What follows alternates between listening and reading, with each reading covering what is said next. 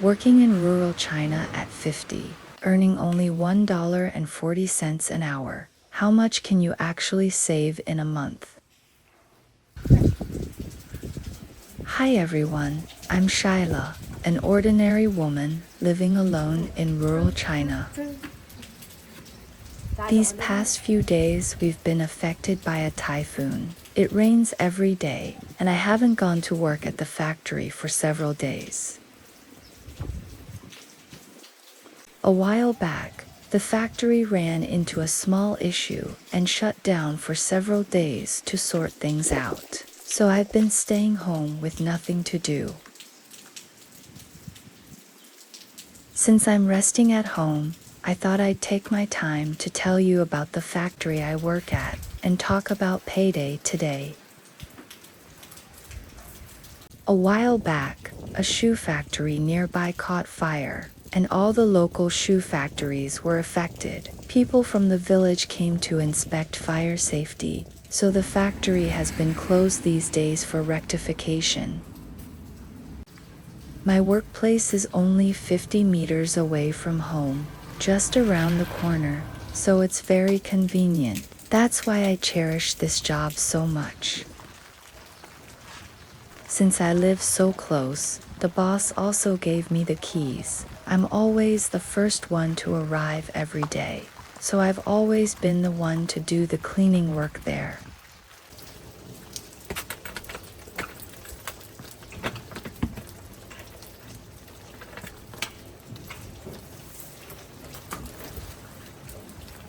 With this extra work, I earn an extra 300 yuan per month, about 42 US dollars.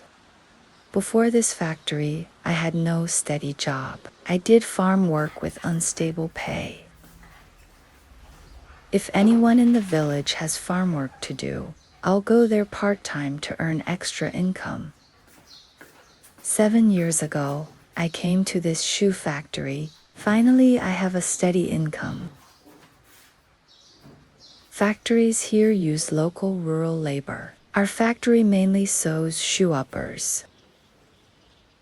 The assembly of soles and other parts is sent to other factories, so you can't see a whole finished shoe here. Although this job is a bit boring, it brings me a steady income. In our countryside, job opportunities are already very scarce. To have such a steady job, I am already very content. But the more I cherish this job, the more I fear losing it. With the factory closed for rectification these days, I can't help but start feeling anxious. I can't stop wondering, how long will the rectification last? Will there be even fewer orders afterwards?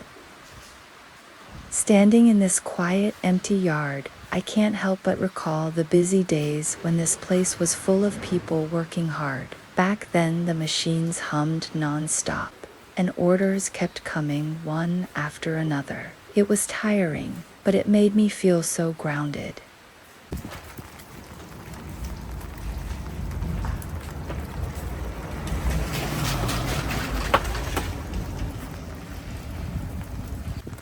At my age, it's so hard to find another job that's close to home and fits me well. If I lose this job, I don't even know how I'd get by.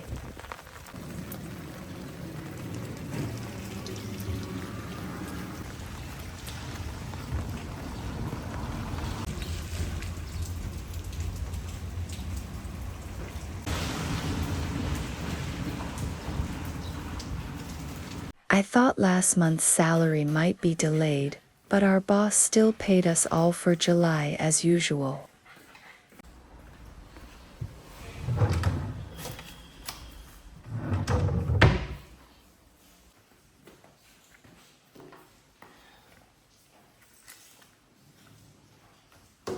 We get paid by the piece, you earn what you work. With fewer orders in July, I took home 1,900 yuan in total, about 265 US dollars. It's not a big sum, but holding the cash in my hand my worried heart finally felt a little more at ease. Since I have time today, I sat down and carefully calculated my income and expenses from last month. I live in my own house without paying rent, so I can save a lot there. Water fees are settled every 6 months. I paid 60 yuan, about 8.3 USD last time, averaging 10 yuan, about 1 United States dollar and 40 cents per month. Water is cheap in rural areas, and I always use it frugally. Electricity bill, 80 yuan, about 11.2 USD per month, just for daily lighting and appliances. Phone bill, 40 yuan, about 5.6 USD per month. I only have a basic plan, enough for contacting family and watching videos. Groceries cost about 300 yuan, about 42 USD a month. Most vegetables I grow myself, and I buy some meat occasionally for a better meal. For clothes, I didn't buy any new ones last month, so I spent nothing on this. I always think clothes are fine as long as they fit well and are clean and tidy. There's no need to always chase new styles. How often do you usually buy new clothes? All these fixed expenses add up to 530 yuan, about 73.8 USD per month. After deducting all expenses, I had 1,370 yuan, about 191.2 USD left last month, and I will deposit this money in the bank another day. How much are your monthly living expenses where you live?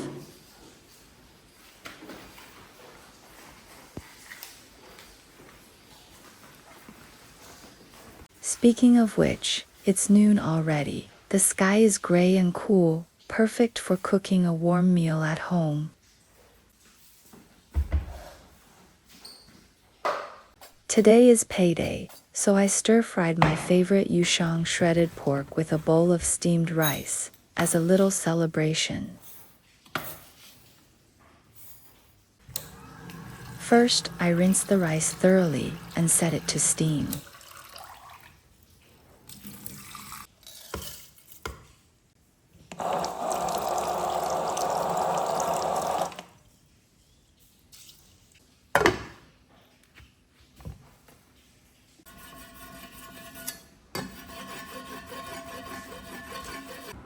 The ingredients are simple: a bit of pork, green peppers, and carrots. The whole meal only costs about 5 or 6 yuan, less than $1.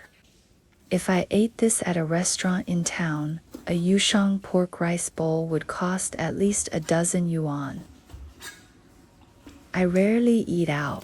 Most of the time I cook at home. It's clean and saves money.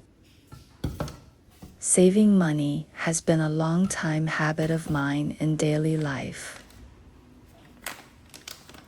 It's not that I'm unwilling to spend on food or clothes. I just feel that living frugally and saving up little by little gives me great peace of mind. When something urgent comes up, I don't have to rush to ask others for help. Having savings gives me a sense of security, which feels far more solid than wasting money on useless things.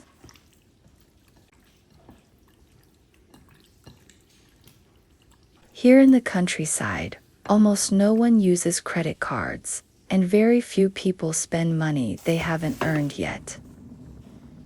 Older generations all believe you should only spend what you have. Living with debt never puts your mind at ease. We're more used to saving up and spending carefully. We don't follow trends or keep up with others. Nothing matters more than living a steady, peaceful life.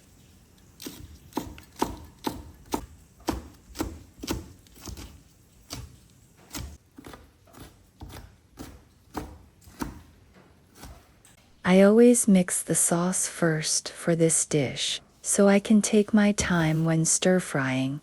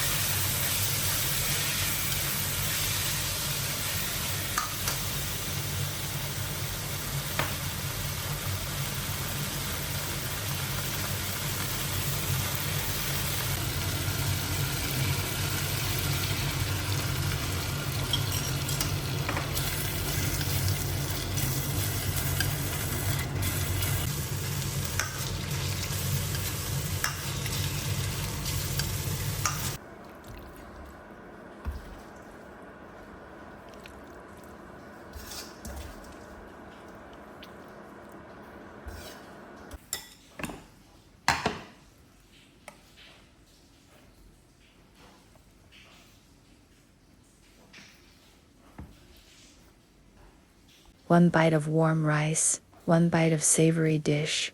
This simple home-style taste is my steadiest happiness.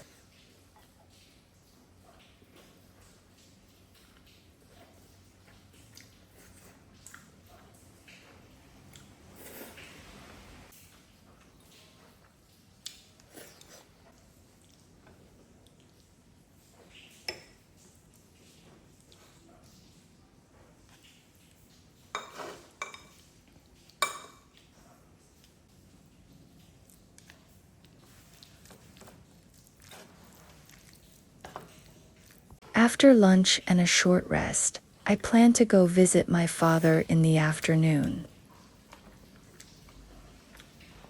It has been raining for days on end, and even though he lives with my younger brother, he's always on my mind.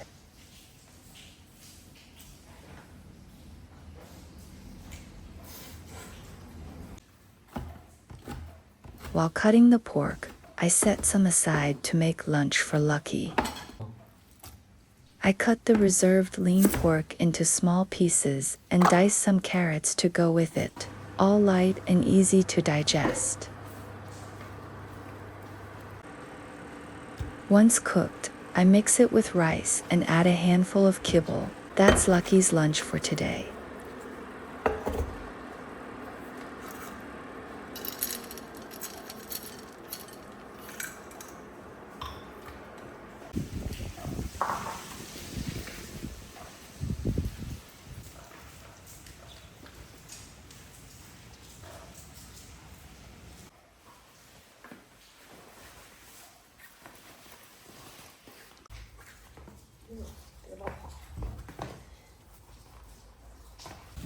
The rain keeps falling non-stop. The road is slippery with puddles everywhere, so riding my electric scooter isn't practical. It's easy to skid and there's no shelter from the rain. I'm going to borrow my neighbor's canopy tricycle. It keeps the rain out, has plenty of space for my things, and feels much steadier for the trip to my father's.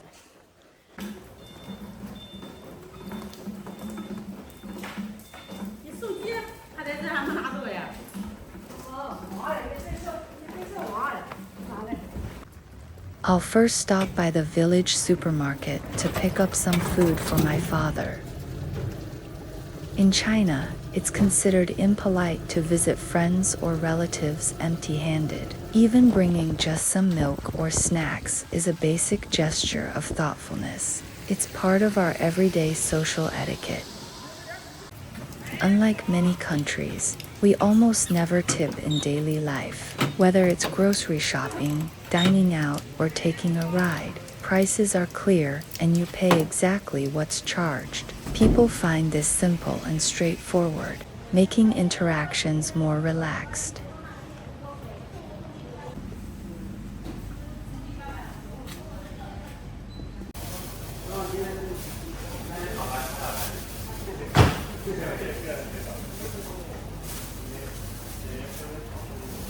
First, I pick up a bag of eggs. They're a staple for home cooking, and such a practical thing to bring for an elder family member.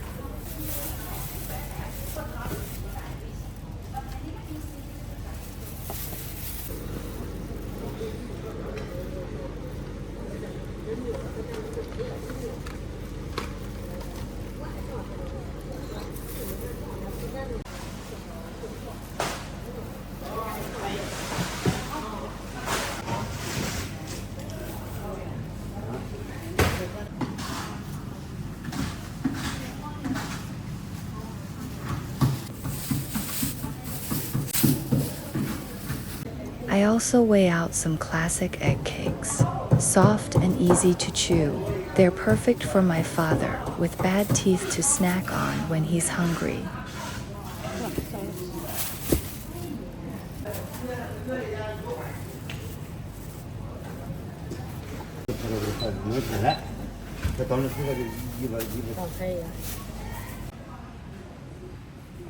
I also grab a box of milk. Dad can have it morning and night, an easy way to get some extra nutrition.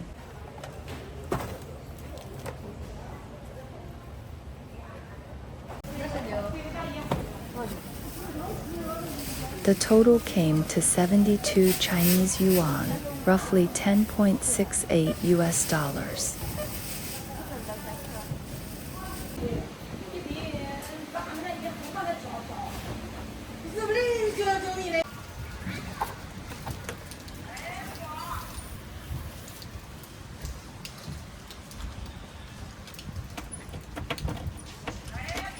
Having this tricycle really comes in handy when heading out on rainy days.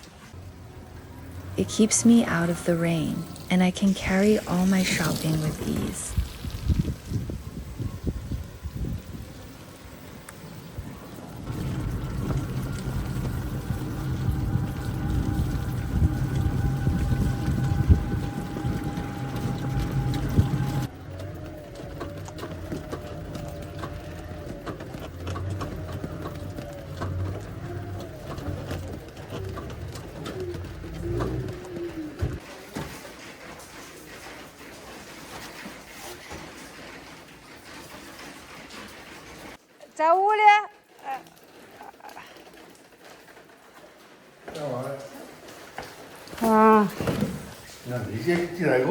As soon as I stepped inside, I found Dad has a little tabby cat, fluffy and full of life. The little guy curled right up on my lap, soft and cuddly, not shy at all. I didn't expect Dad to keep a cat for company. It really warmed my heart.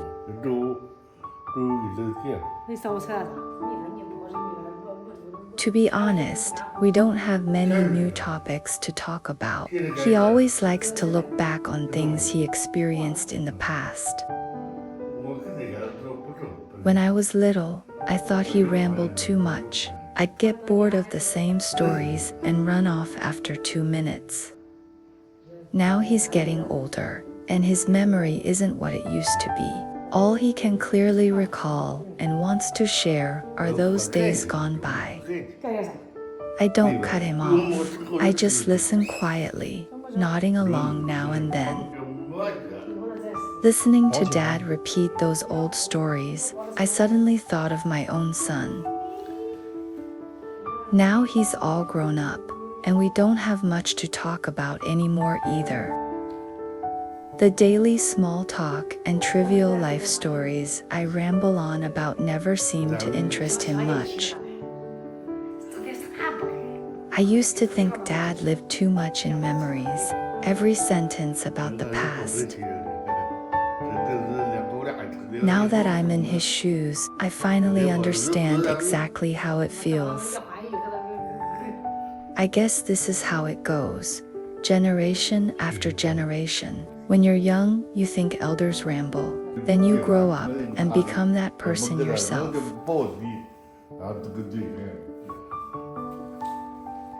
But family bonds never rely on exciting new topics. We meet so many people we can easily talk to in life, but family never relies on conversation to hold together. They knew you when you were young and foolish, and they forgive all the struggles you never put into words. At the end of the day, being family is all about two-way companionship.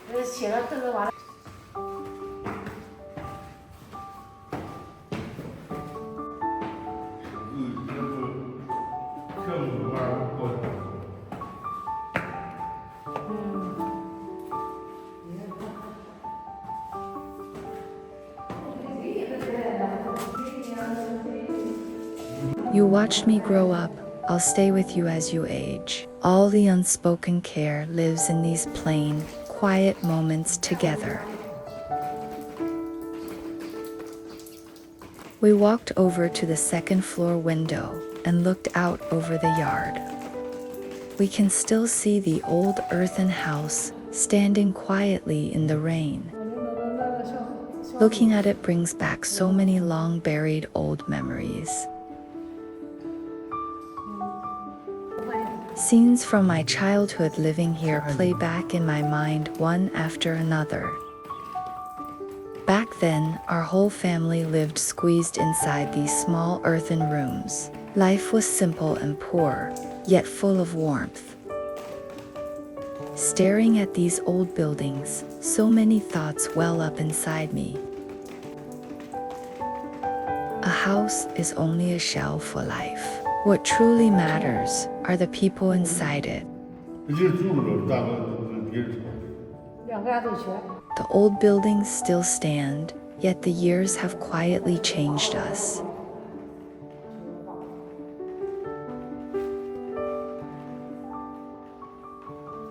I'm curious, in your country, what do you usually talk about when you spend time with your elders?